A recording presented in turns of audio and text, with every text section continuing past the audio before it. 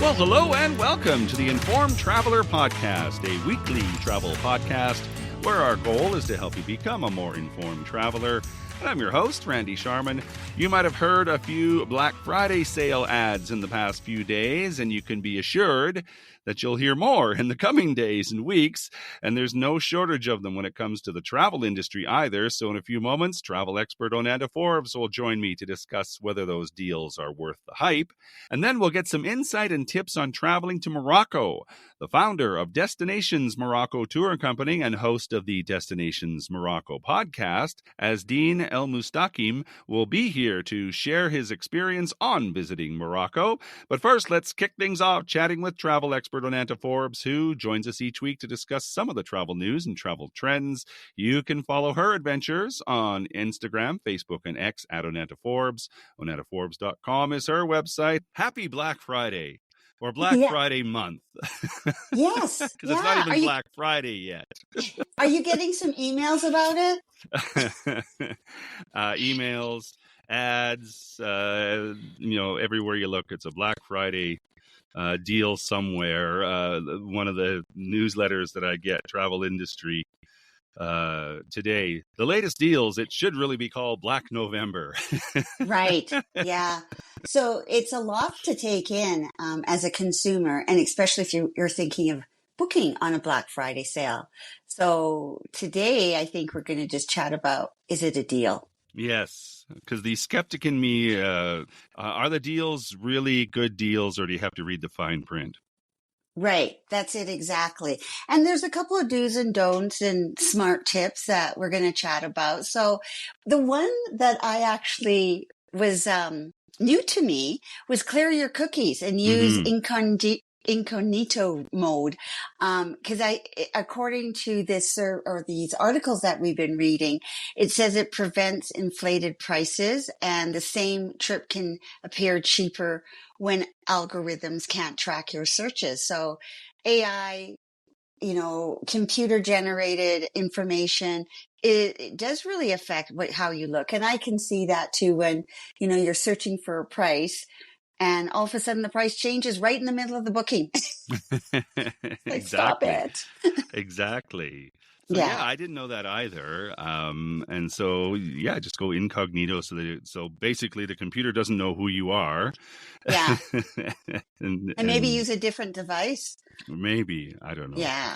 And then if you really do want to have the opportunity to take advantage of these sales, the suggestion is to stick to a budget, like set what it is and actually know how much you want to spend before the sale starts. Because if you book impulsively, you may be spending extra, even though it may be considered discounted. So you almost have to know your prices before you start checking out the Black Friday sales. And then the other thing you might want to consider is bundling your trip. So flight, hotels, and tours can often cost less. And then, time is money. And if sometimes you think, okay, I'll do it independently, I'll do it booking it together. At the end of the day, that's where your travel agent comes in, because they save you time, which will give you the best price or the best options for you to consider. We're talking when we started here about being inundated by Black Friday deals. I'll just run down some of the examples in this article from Travel Industry Today. So Globus family of brands, Intrepid Travel, Contiki, G Adventures all have savings anywhere from 20% off. Depends on when you book, though. So this is what I'm getting at when you got to read the fine print. For example, G Adventures, up to 30% savings are available for booking over 400 trips made before November 30th and departures before April 30th. So if you don't want to go on those dates, you're not going to save anything from them. Then the hotels and resorts, Sandals and Beaches, Vilas, Venetian Resort Las Vegas, Royalton, all have deals. The cruise lines, Cunard, Virgin Voyages, Norwegian, Oceania, Variety Cruises, Viking, attractions. It goes on and on and on. And I guess the big thing for me would be if you're really flexible and really don't know, have an idea where you want to go, then you can probably take advantage of the deals that are out there, because you can kind of fit your schedule into their sort of time or Parameters. parameters. Thank you. Yeah. Into their parameters. Right. And it is true. Flexibility does work well over and above even Black Friday. If you can go midweek or off peak, I think you could get some savings and maybe even take advantage of the smaller crowds. One other thing they say is to sign up for early access, because if you join a company's newsletter or loyalty program, sometimes the deals go out to the subscribers first before the public release. And then also you can kind of think about, what's the true value of what you are seeking? So what are you getting? Are you including your flights, your meals, your transfers, excursions, extra nights? And so there's a lot of things to consider, with regards to, uh, what really is at the end of the day, the big picture, if you are getting a deal, or also depending on who you book with, what currency are you booking in too? Because sometimes, like, our dollar is not strong against the US dollar. Is Mm-hmm. it, that kind of adds to the overall budget of what you're doing. And also, you could think long term too, like not only for the rest of this year, 2026, 2027, now could be available for early bird pricing and top availability. So I like that idea too, because I always encourage people, if you know when you want to go or where you want to go, to book now, because Mm-hmm.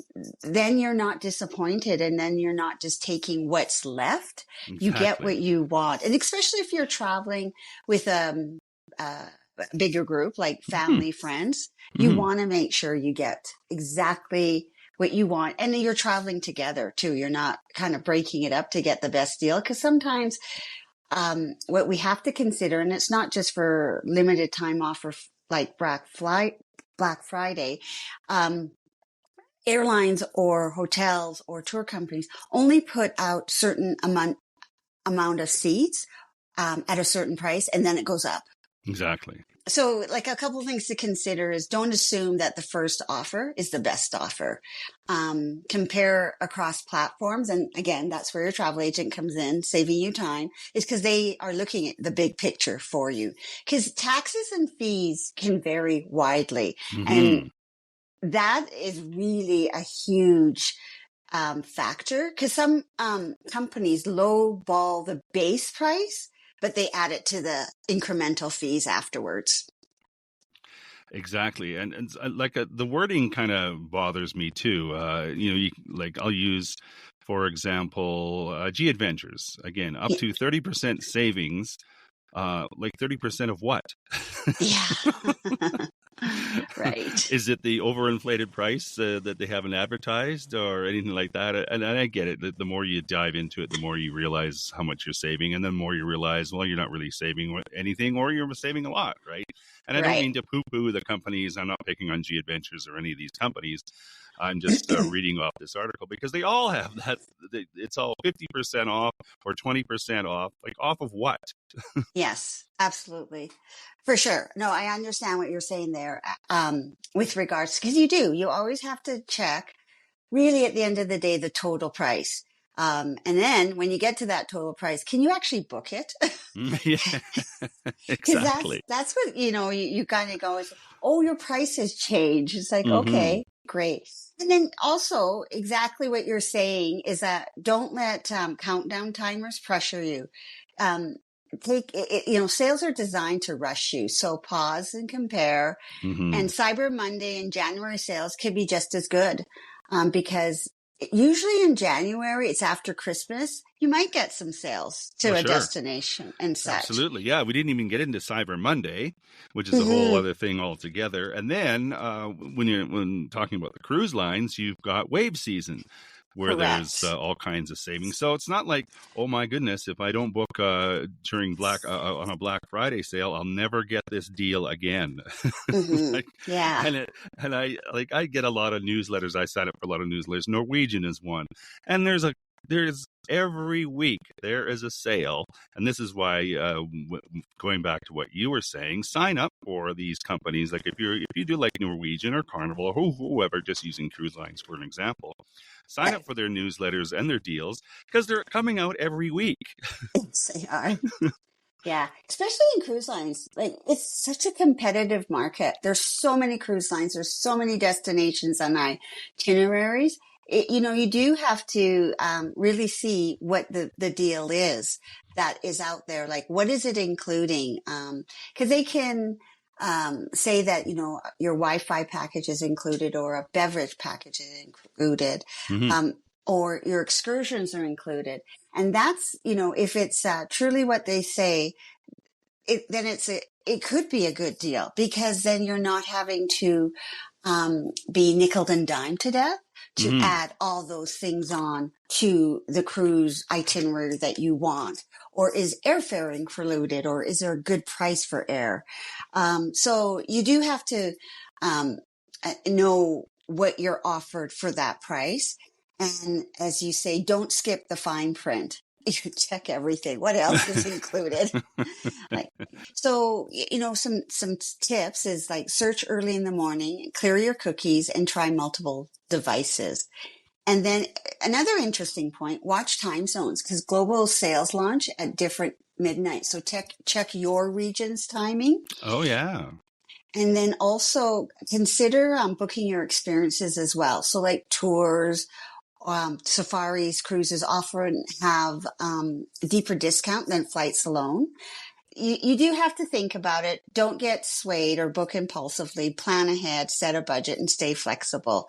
And I wouldn't say chase the biggest discount, chase the best value. Mm-hmm. Or just call your friendly neighborhood travel agent and say, I want to go here at this particular date. When a deal comes up, call me.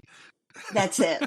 Really, seriously. Because you know what, as you say, you sign up for different newsletters and alerts and such. Mm-hmm. So Mm-hmm. there may be something that pops up that a client's interested that you just throw it at them and just say, hey, would you be interested in this? Yeah. And they can, it's up to you to say yes or no, but at least you have an advocate in looking for what you want. Well, true. And also, they can tell you whether you're off in left field. Like Yes. that deal does not exist. Sorry. Yeah. You're Well, not going to get a 5-star all inclusive for 7 nights at a beautiful resort for $1,000. It isn't happening. I'm telling you, with flights included. yeah. And not for your family of 4. So you got to be a little bit realistic too. But anyways. Good stuff. Onanta Forbes is a travel expert. You can follow her on Instagram, Facebook, and X at Onanta Forbes. OnantaForbes.com is her website. Always good to chat, Onanta. You take care.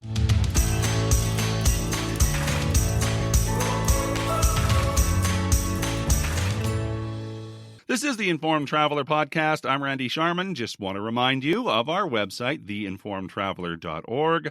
That's where you can find our contact page if you have any questions or comments about the podcast or show segment ideas. You can also email me too with any questions you might have. My email address is randy@theinformedtraveler.org. You can check out our social media pages too at facebook.com/informedtraveler, Instagram at Informed Traveler, or on X at Informed Traveler. And that's where you'll find a number of videos and reels from our adventures throughout the year and audio clips from our past shows. Plus, you can sign up for our monthly newsletter. It's released at the beginning of every month. Our November issue is available now. Just go to our website, theinformedtraveler.org. Click on the newsletter button. It'll take you right there. Or better yet, you can subscribe to it and have it arrive in your inbox each month. Well, if you thought Morocco was a popular place to visit, you would be correct, as it ranks number 1 in Africa in the current UN tourism rankings and 13th in the world, welcoming more than 16 million visitors so far this year.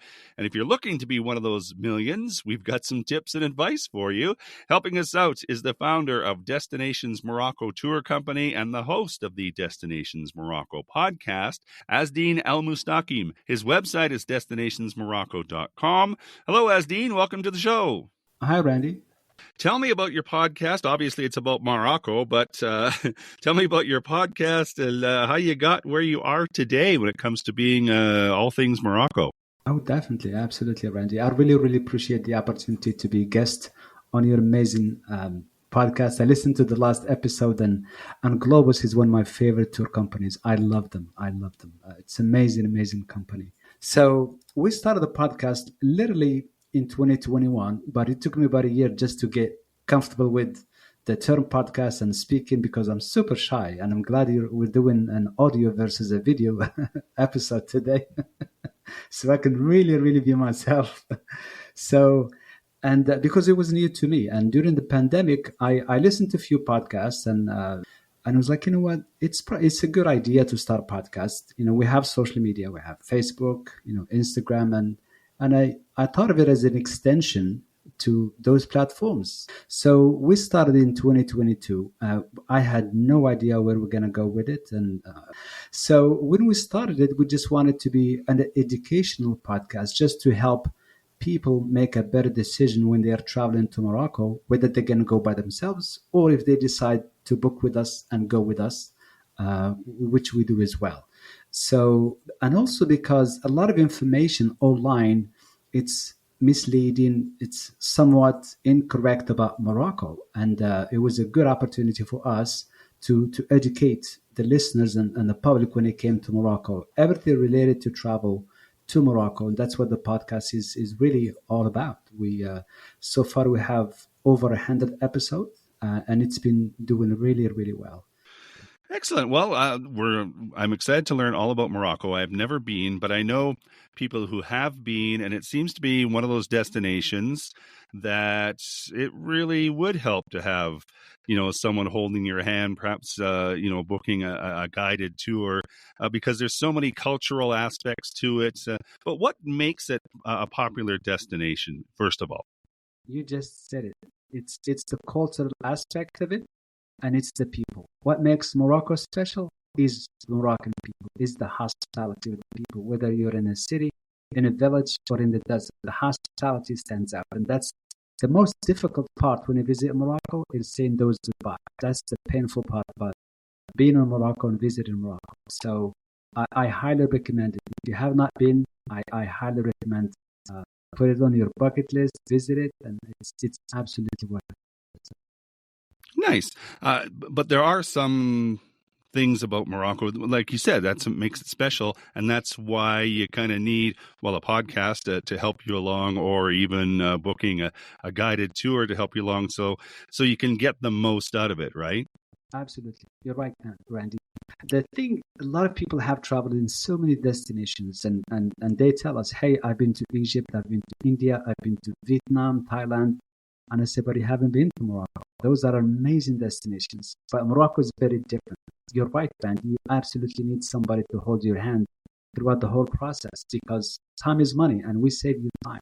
And we do everything for you, from A to Z. We take all the chaos and we make it just a relaxing experience.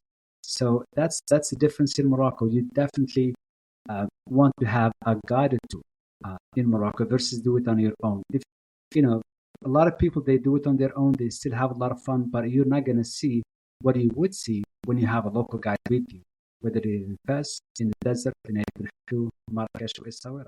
Mm-hmm. So what are some of the popular sites, things that you always recommend to potential guests? Oh, that's a really good question, right? It depends how much they have in terms of time to spend in Morocco, and also what city. For example, if you look at Marrakesh, I mean, you can be in Marrakesh for 7 days, and it's still not going to be enough. You can be in Paris for 2 months, it's still not going to be enough. You're not going to see the same thing twice. But a lot of people, they don't have that luxury of time. I would say the average is 8 to 10 days. 10 days will give you the opportunity to see the north side of Morocco and the south side of Morocco. So a sample itinerary would be something like this. I'm just going to go kind of quick. You arrive to Casablanca. We take a little break. We go to Rabat. We visit Chefchaouen, which is the blue city. Then from Chefchaouen, we drive to Volubilis, the Roman city. Then we go to Fes, which is the one of the imperial cities, the oldest city in Morocco. And then in Fes, we do 2 to 3 days. Then the next day we do a fast city tour. The day after that we do cooking class in fast. For a lot of people, they really like it. Then we'll hit south, going towards the desert, and it's a long drive, but we stayed it in 2 days, and we stop along the way in a small village called Middle, and then the next day we go to Merzouga and we pass the Tudra Gorge, and then on the way back we visit Ouarzazate, it has the Atlas Studios where the Beit Ben Hadou is, and they have the Museum of Gladiator and Game of Thrones, and then we go to Marrakesh. We spend a couple of days in Marrakesh, and we can do any type of experiences in Marrakesh, from hot air balloon, henna experience, cooking class as well. So there's many things that you can do in 10 days in Morocco. Mm-hmm. This is just a quick, preview, if you would, Randy. Mm-hmm. Well, I always say it's very hard to talk about a whole country in a short segment because there's so many things to see and do. But you broke it down very nicely. And I think there's some things that people want to see that you find comes up often, right? Yes. So now what are some of the other unique things about Morocco, cultural-wise, food-wise, that people also are interested in? Culture-wise, Morocco is very diverse. From whether you're in the north or the south. The south, you'll see more of the Amazigh culture, the Berber culture, and the Jewish culture. And you'll see the Jewish culture as well in the north side in terms of the architecture, in terms of the food. The Moroccan cuisine, most of it it's a Jewish food. It's because it's very diverse. Morocco goes back to what it used to be a Jewish country a long time ago. And then when we talk about the Jewish part of it, we talk about the Amazigh as well because they're mixed. So then the Arab came afterwards, and so it's kind of really mixture of different cultures. Then you have the African influence, you have the European influence, a little bit of Middle Eastern influence, and you'll see that whether you're in Fes, whether you're in Marrakesh, throughout the palaces, the madrasa, the universities, the museums, you'll see that as well. So in terms of diversity, there's a little bit of different in terms of the culture in the south of Morocco versus the north of Morocco. The north is a little bit modern, like any modern city, what you would find in a modern city, but then it has those places where you go and it goes back to the 4th century, the 5th century, the 8th century, the 9th century. When you look at Fes, there's the old Fes. It's a 5th century Fes. There's the 9th century Fes. There's the 14th century Fes. There's the 20th century Fes. So it's very, very rich when it comes to culture. Then when you go to Marrakesh, it's the same thing. Then when you go to Essaouira, and you can see in certain cities, you'll see the Jewish influence, especially in Essaouira. There's still in Fes as well. That's where the Jewish cemetery, the Jewish Torah in Fes as well. In Marrakesh as well. So there's so many things culturally that are really, they go back, hundreds and hundreds of years. Mm-hmm. Let's see. And also when we talk about the food, Randy, a couple of years ago, it's actually last year, the Moroccan cuisine ranked number 1 internationally, and it's a very diverse cuisine, anything that you can think of, and also it's from street foods to tagines to couscous to fish. It's amazing. Then when we talk about the street food, we have to talk about the square of Jam el Fna, because that square, it is, by the way, the largest square in Africa. It is a UNESCO World Heritage Site since, I believe, 1987. And that square really transforms at around 5 p.m. until about 3 to 4 in the morning. And it just becomes alive, and the smell will just bring you to it. And it's an amazing sight, so I highly recommend it. Do you have a favorite dish? I know I'm kind of putting you on the spot, but if you're inviting me to your house for a Moroccan dinner, what would you serve? It's your favorite. Oh my God, Randy, the first thing that I would ask you to be very greedy and ask for everything. I'll give you an example. My favorite, one of my favorites, is definitely it's a roasted chicken with preserved lemon and olives. And the thing in Morocco, when somebody invites you to their house, the food is going to be really shocking to you because we don't serve just one plate. it's the first plate, then the second, then the third, then the fourth, probably third dessert afterwards. And dessert is different than here in the West. We serve fruits at the end, and we call them fruit instead of sweets. So, and that's what it's expected anywhere that you're invited to a house. That's the culture. It's not. They're not just gonna give you, for example, just like one dish. No, it's gonna be several dishes. So just pace yourself and don't eat too much on the first dish. Well, there's a good tip right there. Don't eat too much on the first dish. When's the best time to go? Is it like and is there special events that some people like to go to that they center around? That is a good question, Randy. It used to be March, April, June. Those the number one, the spring. Then October, November. Now, after the pandemic, it's a busy season all around. It slows down a little bit in July and August because of the heat, but then it's super busy throughout. So if you get a chance to go any time of the year, just keep in mind, July and August are going to be hot, but you're still going to have fun. And then if you're planning to travel in the last 2 weeks of December, just make your bookings really, really early. And I'm talking an average of 9 months, because it gets really, really busy last 2 weeks of December because of the holiday, because of Christmas, because of the New Year. I know it sounds kind of shocking to a lot of people, but yes, it does get really, really busy because of Christmas season in Morocco. Interesting. And I think that it's the markets and the bazaars and those types of things that people also look for to want to experience, right? Yes. Yeah, absolutely. Yes. And you're right. The markets, the spices, the colors, the hustle and bustle, the streets, mingling with the locals. That's what really, really make an experience, an experience, if you would, Randy. So I highly recommend it.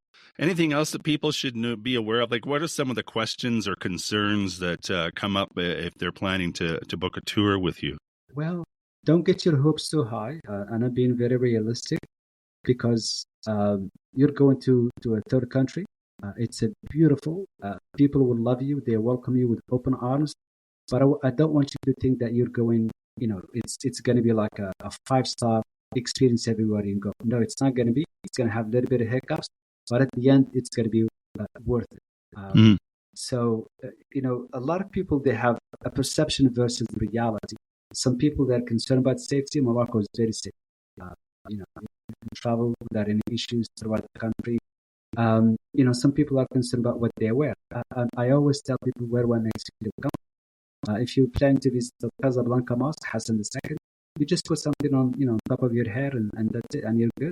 So, because tourism is the number one income for families in Morocco, and it's been that way for quite some time. So, everybody knows that, tourists, when they come, they want to dress up the way that they dress up back home. So everybody, they don't expect you to dress up in a local clothing, which is perfectly fine. So if you do that, then just more points to you, and you look just cool. Anything else you want to add? Go to Morocco as soon as you can. You're gonna love it. It's gonna be an amazing, amazing experience. And you'll ask yourself, why didn't I do this so long time ago? Exactly. Asdeen El Mustaqim is the host of Destination Morocco Podcast. DestinationMoroccoPodcast.com is where you can find it and have a listen. There's all kinds of different topics on traveling to Morocco. And if you want to book a tour and have them hold your hand and guide you through Morocco, which I think would be probably the best way to go if you're visiting Morocco, Asdeen is your guy. So I appreciate all your insight, Asdeen. Thank you so much. Thank you so much. I'm very grateful for the opportunity, Randy, and thank you so much. Appreciate it.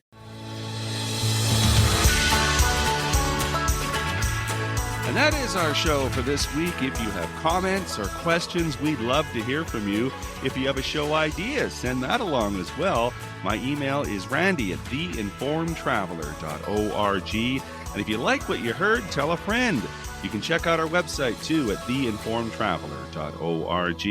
In the meantime, thanks for listening, travel safe, and be an informed traveler.